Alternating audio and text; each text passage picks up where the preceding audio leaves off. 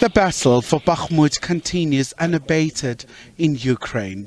Russia says capturing the Ukrainian city will be a step towards getting all Ukraine's Donbas industrial region. The Kremlin says seizing the city will punch a hole in Ukrainian defense and let Moscow advance deeper. But the Ukrainian President Vladimir Zelensky says Russian forces have lost a lot of troops in the eastern parts of the country. In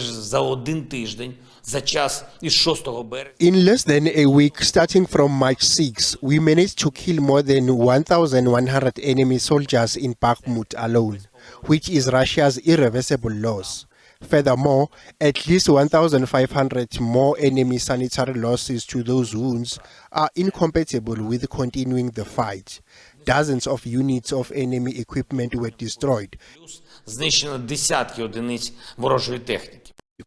President Zelensky and UN Secretary General Antonio Guterres called on for the extension of a deal with Moscow that allowed Kyiv to export grain via Black Sea ports during Russia's invasion. They say the grain deal is key for the world, especially in tackling food security and food prices. The 120 deal, initially brokered by the UN and Turkey last July and extended in November, will be renewed this month if no party objects. I want to underscore the critical importance of the rollover of the Black Sea Grain Initiative on 18 March and of working to create the conditions to enable the greatest possible use of export infrastructures through the Black Sea in line with the objectives of the initiative. Safety and security around the Zaporizhzhia nuclear power plant is also vital. Meanwhile, Chinese President Xi Jinping is planning to travel to Russia to meet with his counterpart, President Vladimir Putin, as soon as next week. Plans for a visit come as Beijing has been offering to broker peace in Ukraine.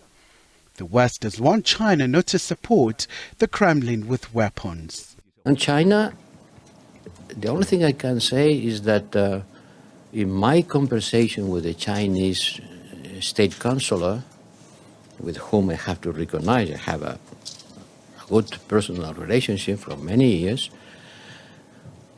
when I asked him about the possible military support of China to Russia, he was very clear and assertive.